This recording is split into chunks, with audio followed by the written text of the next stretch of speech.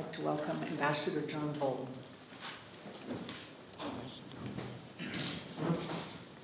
Well, thanks very much, Sarah. I want to, and what's significant about the demonstrations and outpourings that you've seen across Iran is that, to the best of our knowledge, they're not organized. This is not some kind of conspiracy in Iran. It's just regular people saying they're fed up with the government.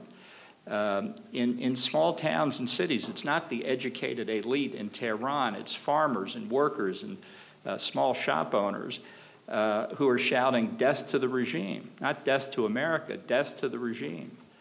I think it's a continuation in many respects of the demonstrations we saw in December, but I think they're continuing and growing. And that's an issue the regime's going to have to factor in. They know what we expect of them. We've declared it very openly. And when they're ready to conform to that, then there's a possibility of a settlement. And if they don't, then we're just simply going to do what the President has said repeatedly and exert maximum pressure on Iran to make it clear that they will never get deliverable nuclear weapons. Out from Syria. And the U.S. can do it.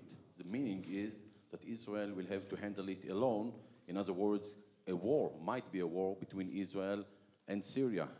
That the consequences of the reduction in resources available to the regime, we think, is already manifest in some extent in constraints on the Quds force in